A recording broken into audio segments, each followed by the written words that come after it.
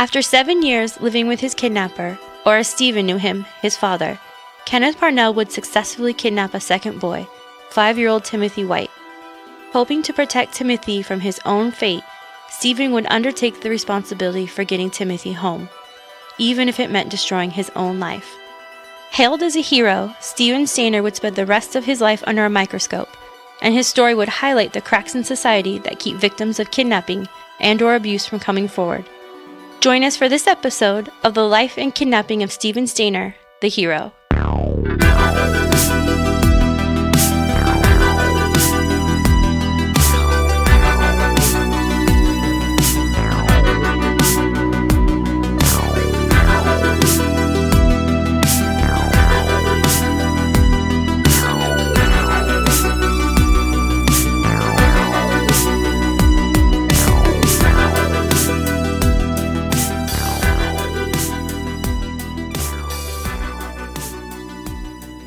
Welcome to this episode of California True Crime as we continue telling the story of Stephen Stayner and hopefully highlight all the ways we can apply it to understanding the stories of so many people struggling today with abuse. I'm Jessica, and with me tonight are Charles and Sean. How are you guys doing this evening? I'm doing good. Yes, Charles, I'm doing good too. Good. So this episode and the next episode, we're going to cover the journey Stephen and Timothy make into Ukiah and then the aftermath. This decision by Stephen is often called heroic, and it is, but some of what's truly heroic sometimes gets lost because Stephen loses his life to this choice.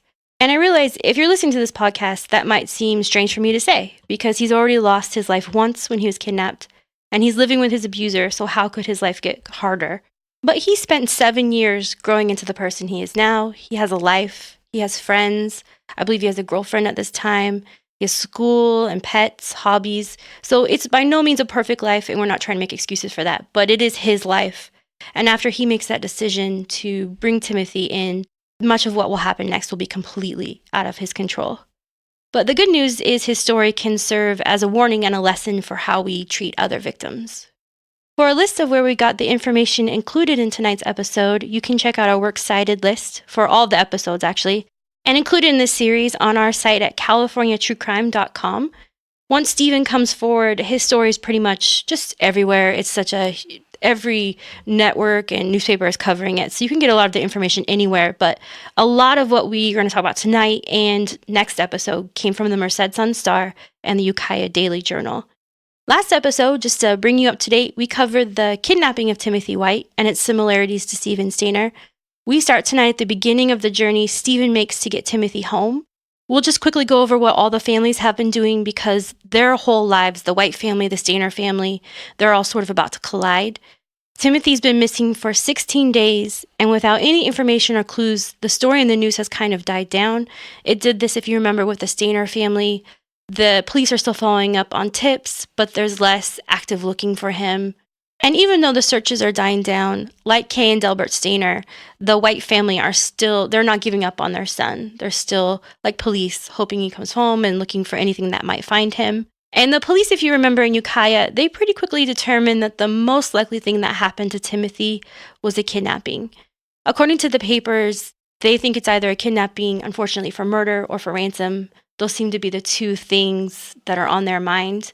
Do you know why the police came to that conclusion without any other real evidence?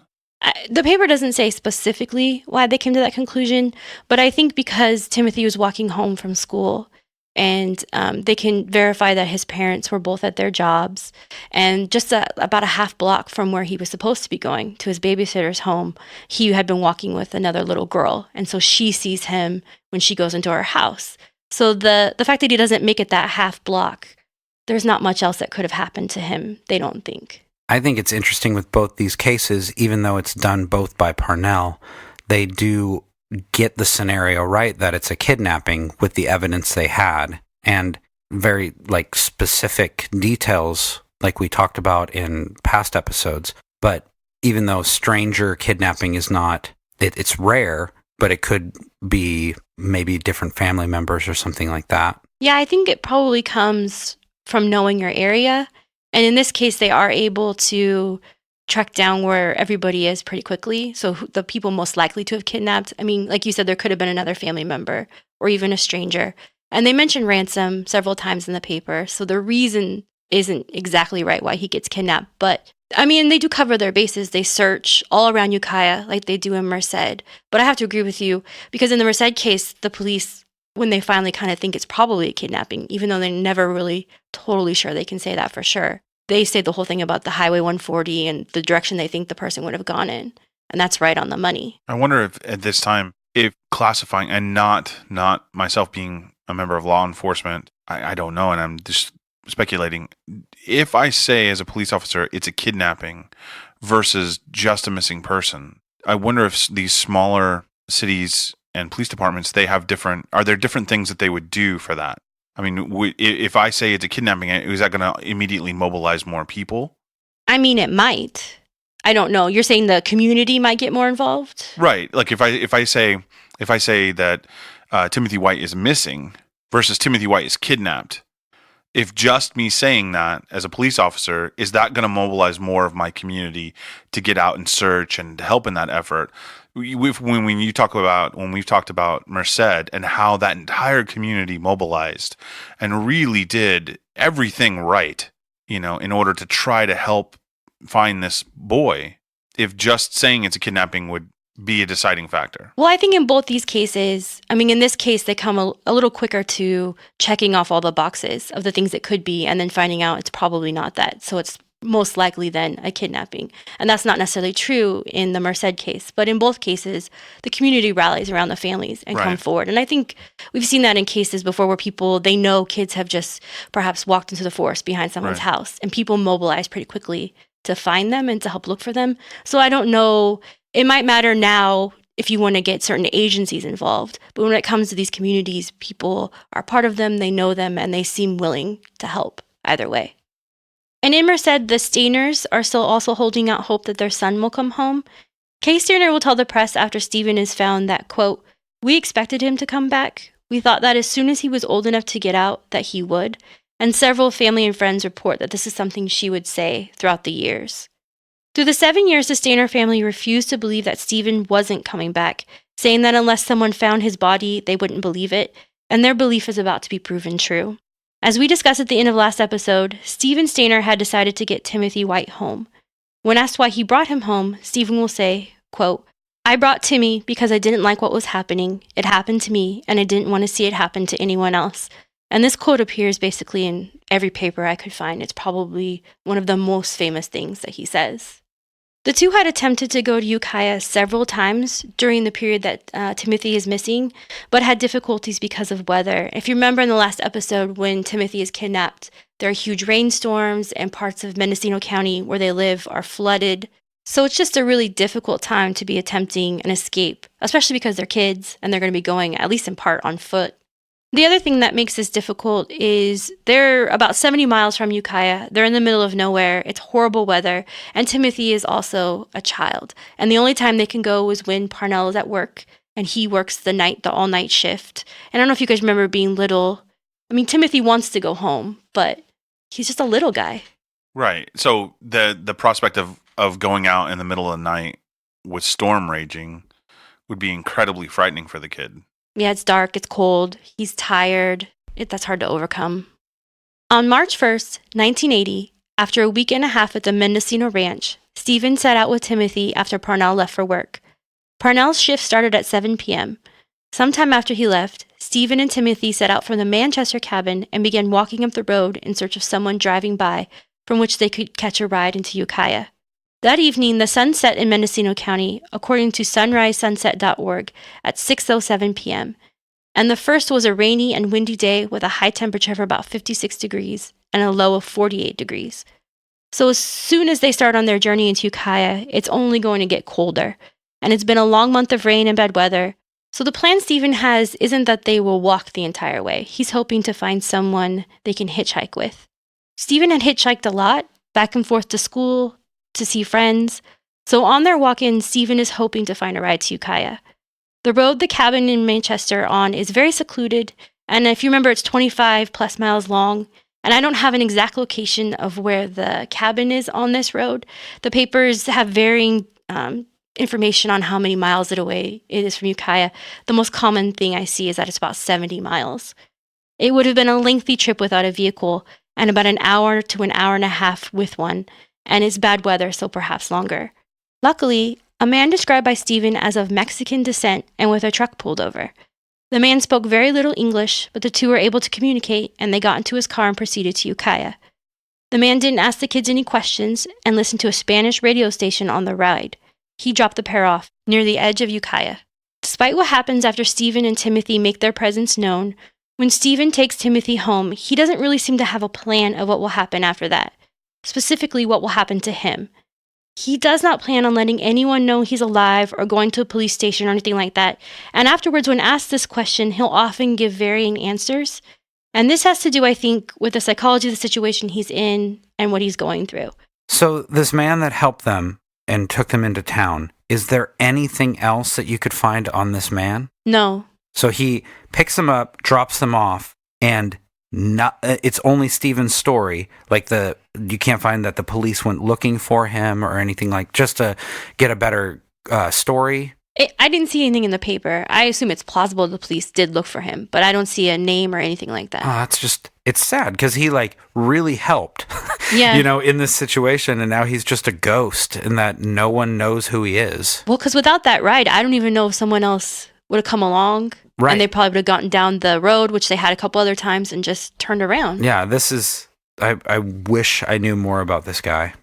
So as I said, when they go into Ukiah, Stephen doesn't plan on going into the police or letting anyone know that he's alive. I just don't think he has a plan for what he wants to do at all. And the reason I don't think that is because when he is found and he's put before the press, he gets asked many times what his plans were. And the answer he gives sort of changes depending on where he's asked the question. So when he's asked, one of the first times he's in Ukiah and he's asked what his plans were, and he will say he doesn't know. He'll say that a few times. Later, when he gets asked again, he'll be in Merced. He'll be at a press conference with his family. And there he'll say that he probably would have made it home.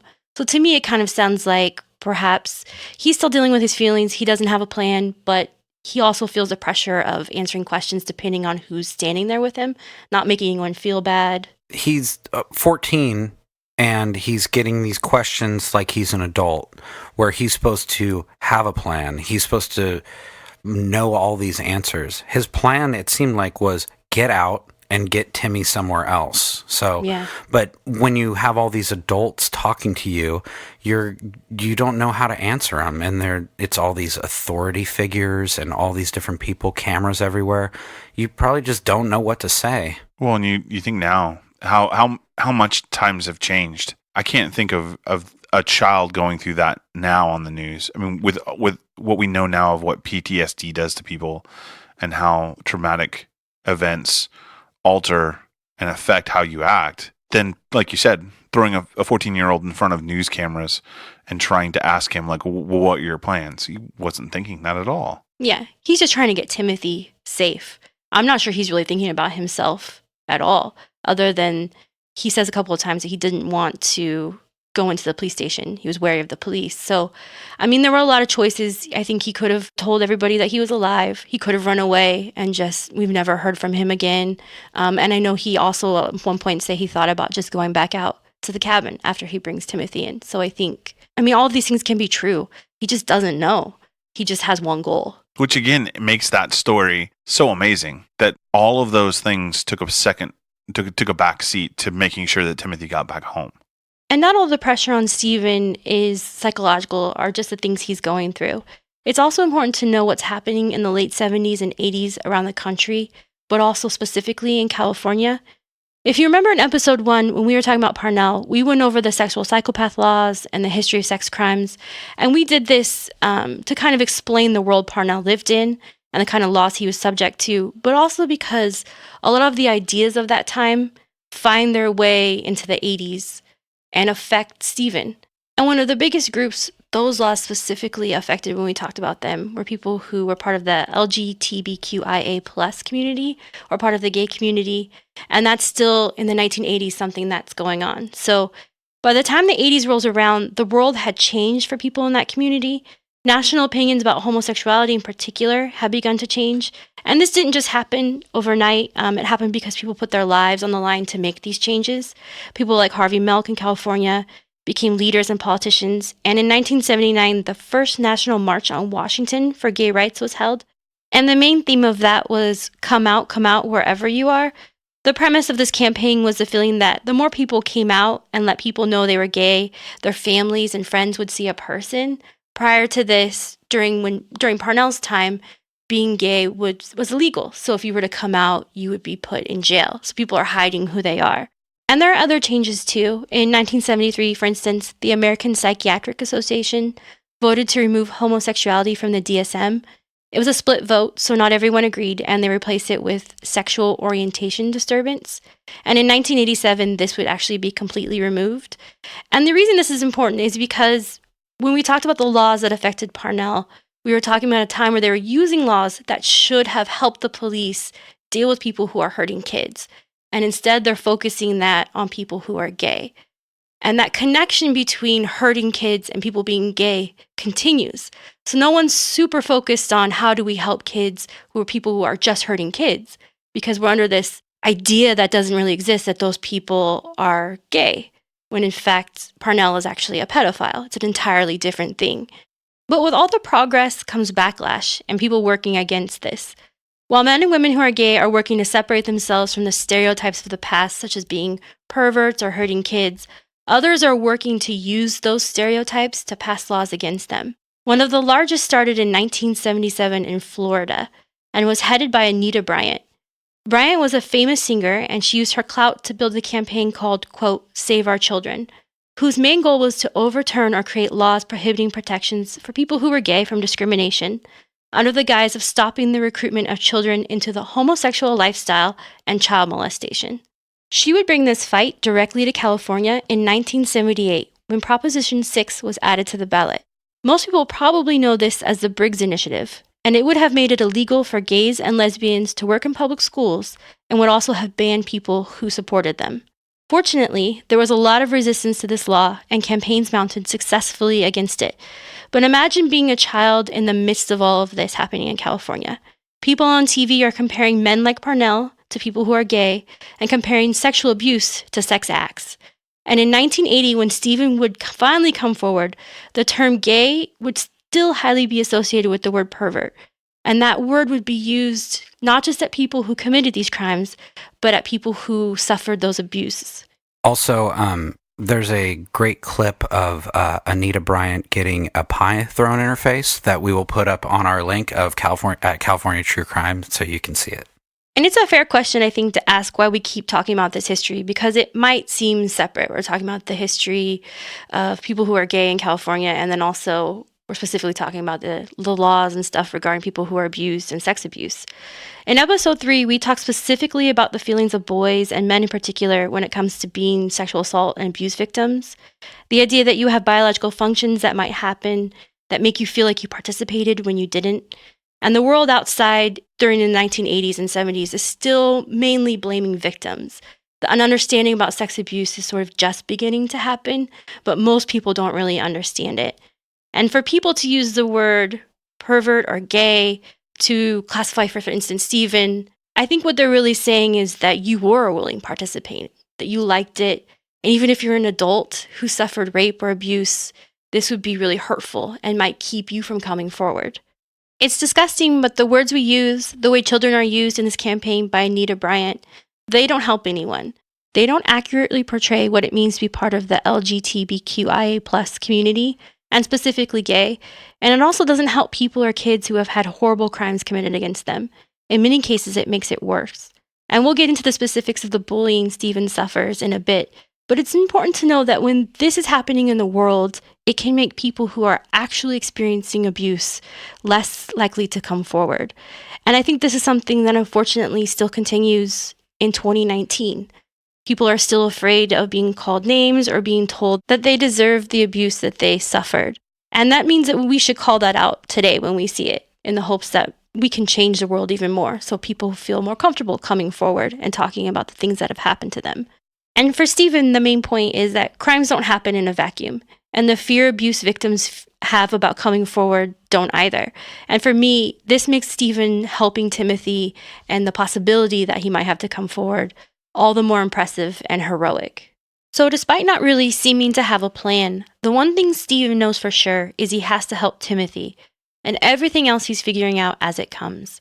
And I can understand this being confusing for some people looking in. Stephen has come face to face with Parnell kidnapping another child, and has seen him use the same lies he told to Stephen to try and control Timothy.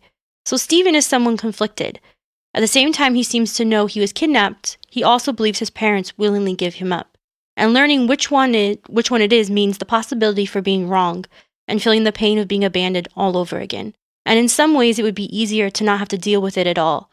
According to a paper in the March 2016 Scholarly Journal of Science Research and Essay by Francis A. Akwash, entitled The Psychological Impact of Kidnapping, one of the things that affects kidnap victims is trust, and this can last for the rest of their lives. Stephen has lived in a world that has let him down time after time. And that's really only Parnell's doing, but he was 7 when he was taken, and from his perspective, suffers a break in the trust bond he's created with his parents, when he believes they've given him to someone else.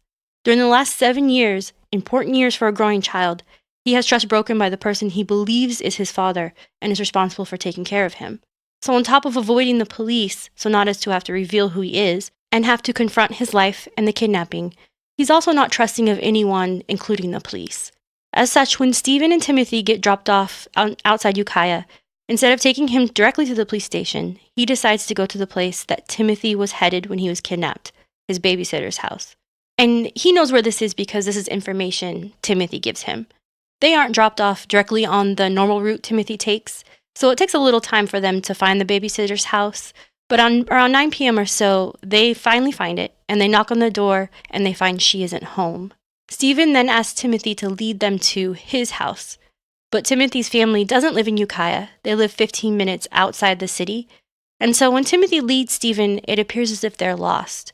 They actually do end up on the 101, walking in the right direction, but it's late, and I don't know how well Timothy is relaying information to Stephen, but Stephen comes to the conclusion that Timothy just doesn't know how to get home. And later, Timothy's parents will describe his time with Parnell and Stephen as something Timothy thinks of more as an adventure. I think we've said that before. But there are a couple of things that bother him, Timothy, and one is that he is irritated that Stephen thought he didn't know how to get home. He holds on to that for a while, so I'm mentioning it here so that people know they were going in the right direction and Timothy White knew where they were going. Struggling with what to do, they find a payphone, and Stephen looks up the address to the Ukiah police station. But still preferring not to come into contact with police and not letting people know who he is, they head back to the babysitter's house once more, and when they knock on the door, she still isn't home. At this point, the 2 young men have been in Ukiah for about 4 hours, walking around, trying to find a place Timothy recognized. At about 11:20 p.m., with no other options, Stephen takes Timothy to the police station in Ukiah. According to the Ukiah Daily Journal, the police station in 1980 was located on Main and East Stanley Street. It appears it's moved since that time to another location. The entire time they're in Ukiah, Parnell is actually not too far away at work at the Palace Hotel on North State Street. The distance between where Timothy was kidnapped and where the Palace Hotel is less than a mile. And Stephen knows the area a bit. He spent time at the Palace Hotel before with Parnell when he was working. Sometimes he would come into Ukiah and maybe see a movie or hang out. The path that Stephen and Timothy have to take from the babysitter's house to the police station actually takes them right past the Palace Hotel, and the two actually walk by while Parnell is working. He doesn't see either of the boys, and they were able to continue to the police station unimpeded. To me, this is an interesting part of the story because this shows a string of coincidences that could have led to a really different outcome. I mean, had Timothy's babysitter been home instead of gone, do you think that, I mean, in all likelihood, Stephen could have dropped Timothy off and then left, and nobody would have ever heard from him if somebody had picked him up, hitchhiking or walking down the 101. The fact that, earlier, the idea that he's walking down a deserted, both of them are walking down a deserted road, and somebody just happens by in a pickup truck. Had Parnell walked out and took a break at the wrong time, he would have seen them, or somebody else could have seen them. Yeah, and what day of the week was this? It was a Saturday. Yeah, like you said, walking down the 101, they walk on a super dark dirt road and some guy picks them up, but they're walking down for like a mile on the 101. No one helps them. It's weird. All of it's weird. A major thoroughfare in California, the Highway 101, nobody sees them. Nobody stops and says, there's 2 kids on the side of the road late at night. So I'm not trying to put any higher meaning to it. It's an interesting set of coincidences that shows you how sometimes chance could have led to an entirely different. Yeah, because I think if he had left him at the babysitter's, he might have just walked off and run away, which was one of the things he was thinking about doing, and we would have never heard from him again. And instead of having Stephen Stayner podcasts, we'd be having, I think, podcasts about who was this boy named Dennis of a certain age that could be anybody who was kidnapped. Right, and then think about like his parents would never have gotten that closure. Right.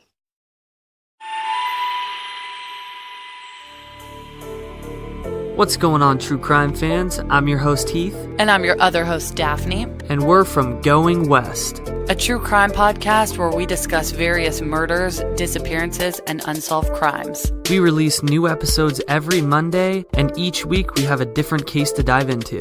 You can find us over on Instagram at Going West Podcast. And on Twitter at Going West Pod. Listen to some of our episodes on Apple Podcasts, Spotify, Google Play, or wherever you listen to podcasts. You can also find us over on Patreon, patreon.com/goingwestpodcast, where you can get exclusive, bonus, ad-free episodes every month. If you're looking for a new true crime binge, check out Going West.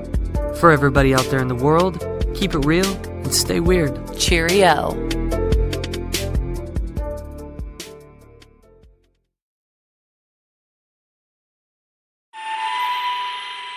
When they arrive at the police station, Stephen still has no intention of going inside, so he coaches Timothy and tells him to walk inside the station and give the police his name.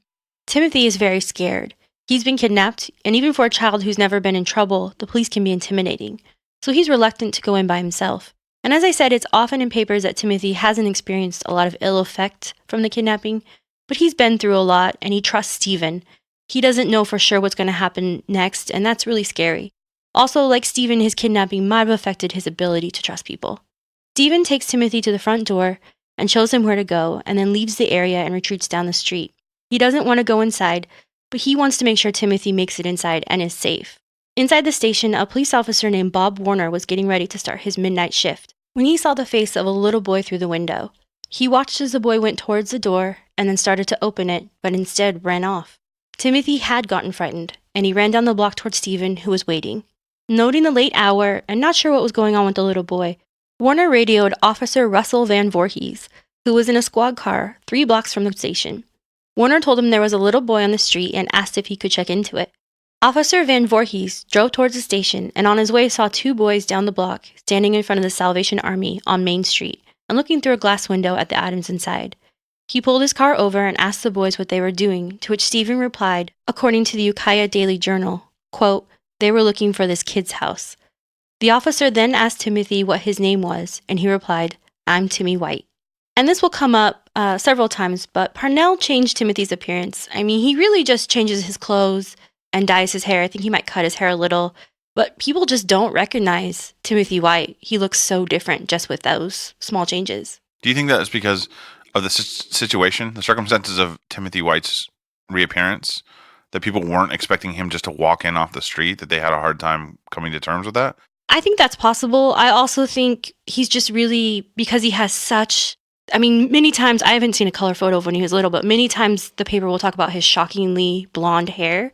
I think it's just a defining characteristic of how this child looks. Like a feature that somebody focuses on to the point that they don't necessarily recognize the rest of the person. Right. So when he changes it, he just looks like a different kid. A shocked Van Voorhees loaded both boys into his squad car and drove them to the police station.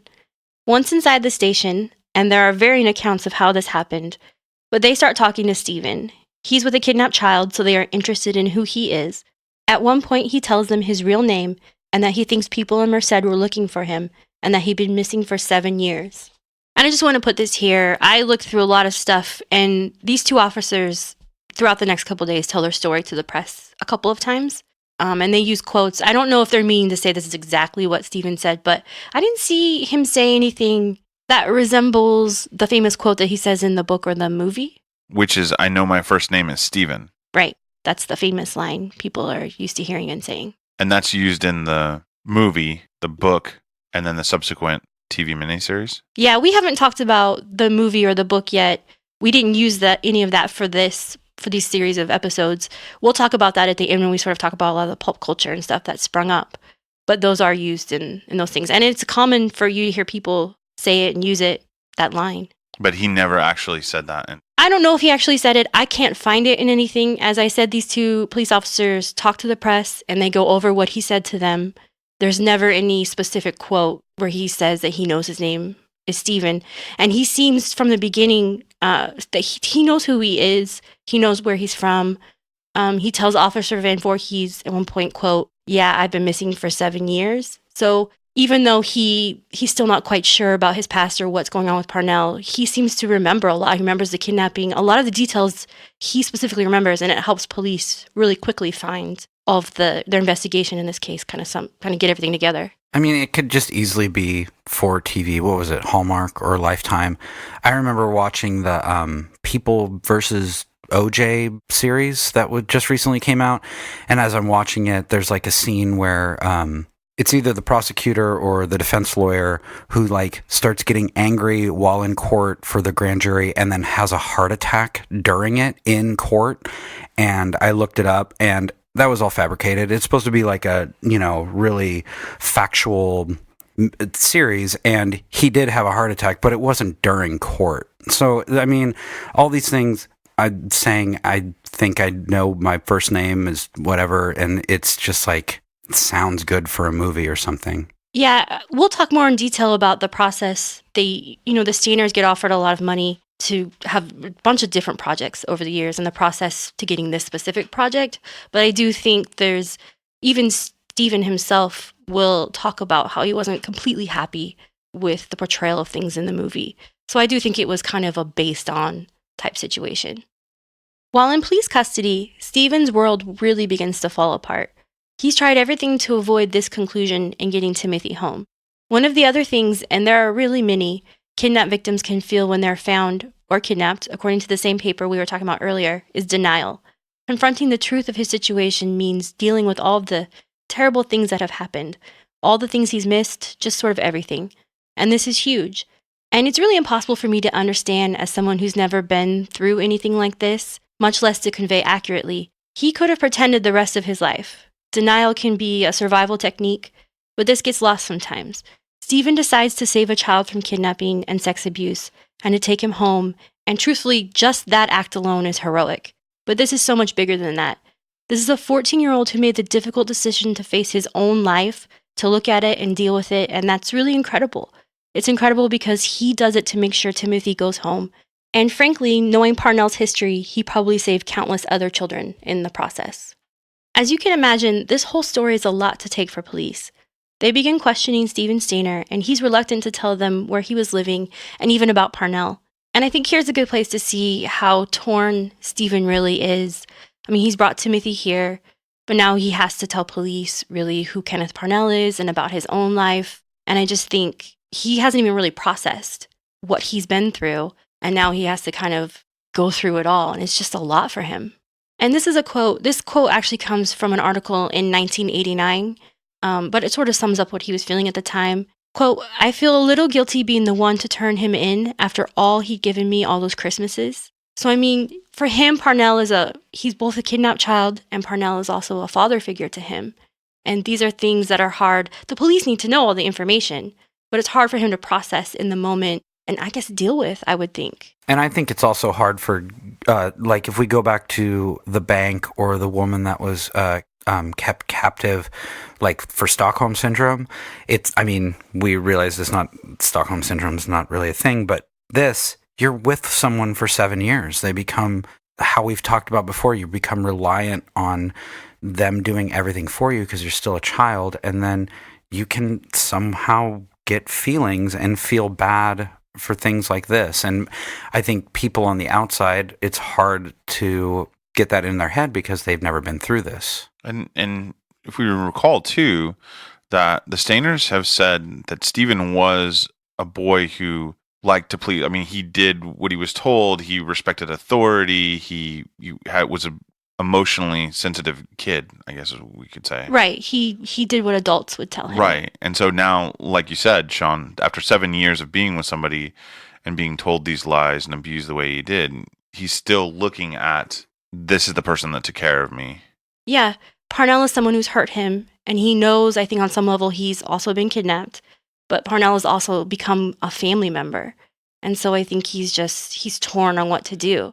And the truth can really be difficult to face when you're in, I would think, especially in this situation. On top of which, let's not forget the fact that he's a teenager. I mean, he's still a kid. Yeah, he's only 14. I think he probably looks a lot older to the people he's dealing with, but he is just a child. So he's dealing with everything that a normal 14-year-old would have to deal with, just being a teenager. On top of which, being kidnapped and abused, and in the midst of saving another boy's life, is still processing his feelings towards his kidnapper for the last 7 years. Right, and he's afraid to get him in trouble, which I think might sound weird to people, but is a normal feeling for someone you care about, even if they've hurt you. And there's all sorts of things happening. He's probably worried that people will look at him and say, why didn't you come forward sooner? Right. There's just so much going through his mind. And police need, for all our cases that we've talked about, police need to talk to you right away and go through it because they need to find out what's happening.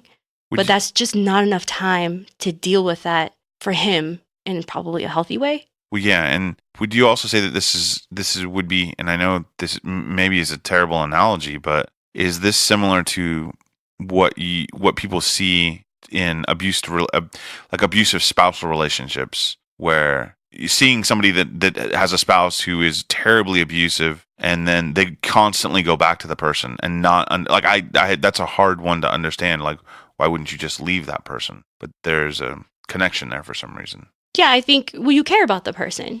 And that can be a really strong bond, even in extraordinarily unhealthy situations and relationships. And he has spent, like he said, his Christmases with Parnell. They have a family. And even though we know it's a messed up family and it's based on lies, to him, he's lived that for 7 years. To him, it's real. So, and it's not just Parnell. I mean, Stephen goes to school. He's been on teams. He has, I think, a girlfriend at this time and friends. And all of those people are going to find out that everything he's told them is a lie. And that's Stephen's life. You know, like you said, it's built on a lot. It's built on horrible abuse. And Stephen's real family has done everything within their power and more to try to find this boy. But Stephen doesn't know that. I mean, he has his version of what's gone on. He's had to deal with. Yeah. I mean, and then in the span of an evening talking to 2 police officers. Yeah, it all kind of falls apart for him. And it's something he'll have to live with. And I just think however he feels or however anyone feels going through this, there's no right or wrong way. And I get bothered when people look at it and say, why didn't he come, home sooner? Why didn't he do this? Or why didn't he do that? And we'll talk about some of the legal issues that come up and the people who specifically say that to him. So for police in Ukiah, this is a story that's it's a lot to take in. It's hard to believe. While they work to get all the facts straight and make sure everyone involved is telling the truth, the police in Ukiah put Stephen in a holding cell. In the holding cell, Stephen drinks coffee and reads The Beasts of Gore. It's a fiction fantasy novel by John Norman.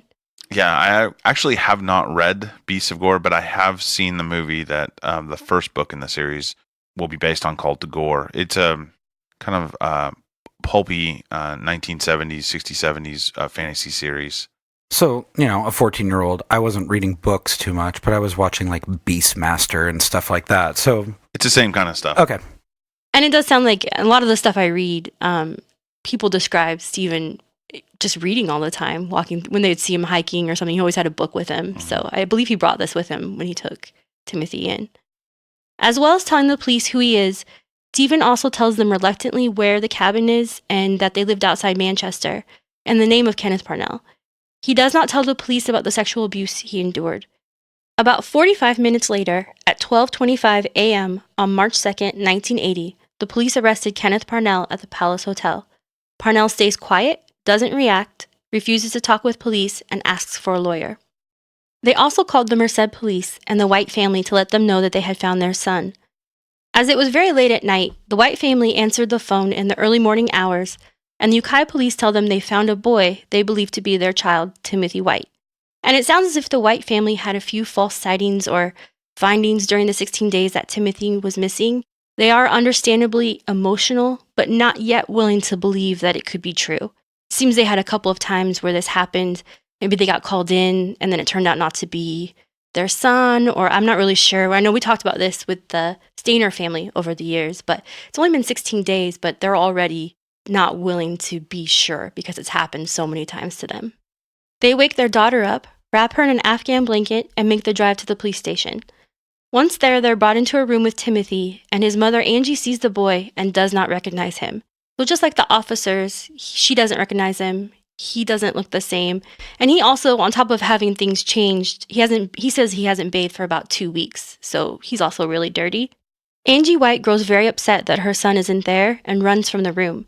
The police get to her and ask her to look again, and Timothy says, quote, "Mommy, they did something to my hair." She then immediately recognizes him and breaks down. This is all very overwhelming for the family and for Timothy. It's late at night and he's very tired. Before police really spend time talking with him, he sits with his mother quietly for about 20 to 25 minutes. This rest helps him, and he perks up when he notices his sister has lost a tooth during the time he was missing. He begins to ask questions about how long he'd been gone, and he wanted to know if his plants had been watered and if someone had taken care of his cat. He tells his family he wants to fly a kite and work on a bed he was refurbishing with his father, Jim White. The police send Timothy to Ukiah General Hospital to be examined and release him to his parents. They determined that he hadn't been physically hurt or molested. And we just want to say this for people who may have suffered abuse or know someone who has. A doctor is not always capable of telling this from a physical examination. Timothy also tells them about his time with Parnell. He really likes Stephen and mentions his big muscles a lot. And as time moves forward, the Whites will say, as we said, that he isn't super affected by his kidnapping. And I think the truth is, as that's probably in this case down to Stephen. Yeah, 100%, right? Yeah. Stephen's the reason why he wasn't more affected.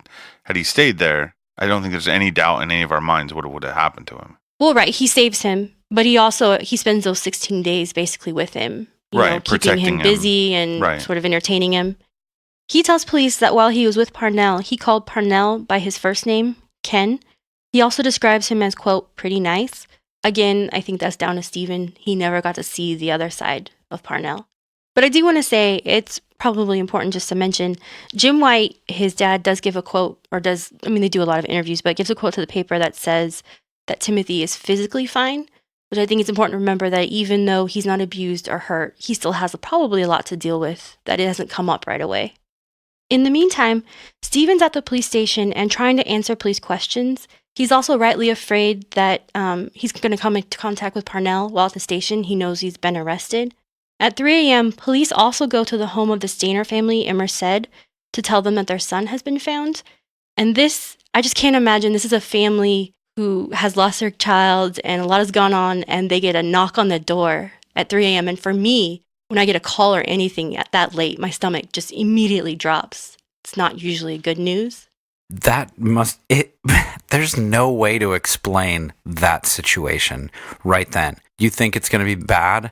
You don't think, probably, it's 7 years later. And then, it could be any other family member. Life has gone on. Yeah, like a normal, a family member or friend got in trouble. It's 3, needs to be picked up. Yeah, or someone went to the hospital or something like that. You wouldn't think, oh, hey, Stephen's here in Ukiah. That wouldn't be anywhere on your thoughts. And then the emotions after, what would you even think? On top of which, it's 3 a.m. the next morning. So this is like 4 hours after they walked into the police station in Ukiah, right? Yeah, things start to happen really, really fast. So that's like between they're found, they're starting to be asked questions. Timothy's parents come in and sit with Timothy, and then calling. Well, they're calling Merced, and it's the Merced PD at the door, right? Right. That's. So according to the paper, when police are there at their door at 3 a.m., they answer it, and the police officer tells them that they found Stephen, and the Stayner family asks if they found him alive, and the police officer says yes. So I also can't imagine going from you're getting a knock at 3 a.m., it's going to be something terrible, to oh my God, this is something amazing. Well, yeah, and even that split second between when the officer says, "We've found Stephen," I can't imagine what either one of them are thinking, but then that split second of like, is he alive or dead, and not knowing. And probably when they said alive, they probably didn't register it because it's like 7 years. Maybe they did because of what Kaya said, that she's always thought he's alive. But 7 years and then, no, he's alive. I don't know if I would register it if it was me. Well, yeah, and we've said this a lot, and I think we're going to continue to say this. It's just a story that boggles the mind, the idea that this would happen to begin with in the first place, but then he'd be found 7 years later, alive, and help another child. It's amazing. Merced police arrive in Ukiah at 4 a.m. to interview and gather evidence. They also go with Ukiah police and Mendocino County sheriffs to search the cabin Parnell lived in. Once there, they find Timothy's orange and yellow ski jacket that he was wearing the day he went missing, which confirms for them all the things the boys are telling them. The other thing they find, that they say they don't mind find that much there. The other thing they do find is a box of letters, most of which are between Parnell and his mother. One of the other things that happens very quickly is the press finds out that Stephen and Timothy have been found, and they descend on both Merced and Ukiah. And it's press from really all over the world, all over the U.S., all over California. And we're going to go into depth on the way the press acts, and the access they are given to the victims in this case is something that I hope still doesn't happen, but also something that we should make sure doesn't ever happen. The press is so interwoven into this story of them being found that the reporters talk with witnesses often before police. I mean, they get there really fast. And they also sort of ransack places like the cabin right away, right after police leave. So a lot of the photos and stuff you see in newspapers are pictures the press takes from the cabin.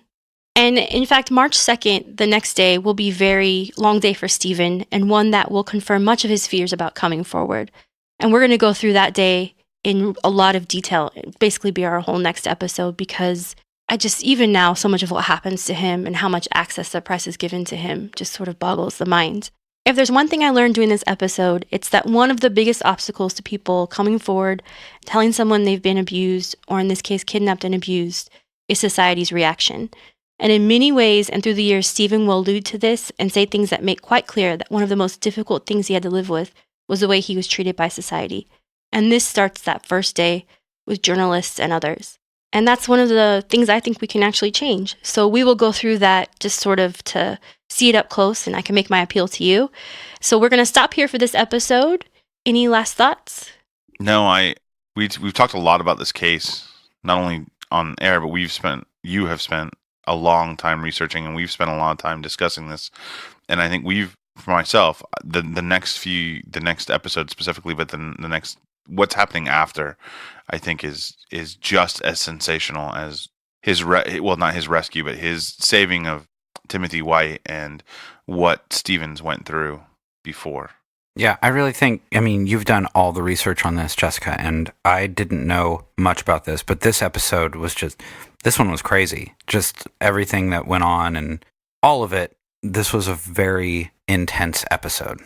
Hopefully we've presented a little bit of a different perspective and maybe found some places where we can still change things. That was my goal.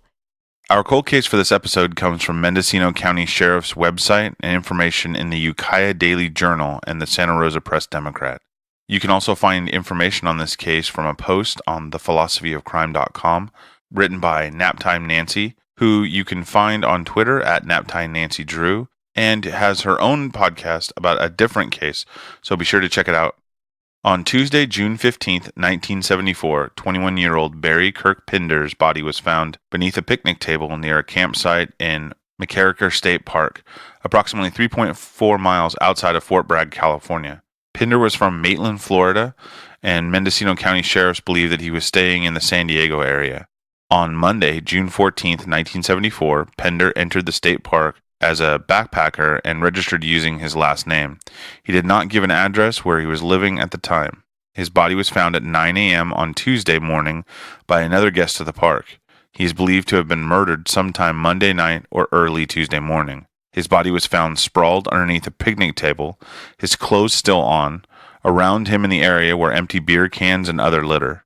Pender was beaten severely around the head and face. His cause of death was blunt force trauma. A nearby piece of firewood is believed to have possibly been the murder weapon. He was identified by sheriffs through his fingerprints.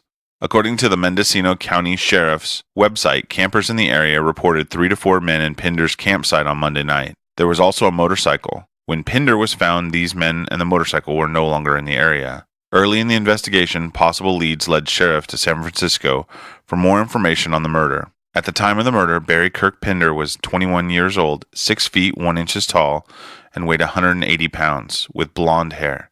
If you have any information on the murder of Barry Kirk Pender from 1974, please contact the Mendocino Sheriffs via their tip line at 707-234-2100. Thank you for listening to the 5th episode on Steven Stayner. If you would like to contact us, you can do so on Instagram, Twitter, or Facebook at Cali True Crime. If you would like to send us an email, you can send it to calitruecrime@gmail.com. If you have a few seconds in your day, we'd appreciate a review on the platform that you choose to listen to your podcasts. We'd like to thank Melanie Duncan, our quality control engineer, whose job title is Quality Control Engineer. This has been recorded and produced at Chateau Walnut.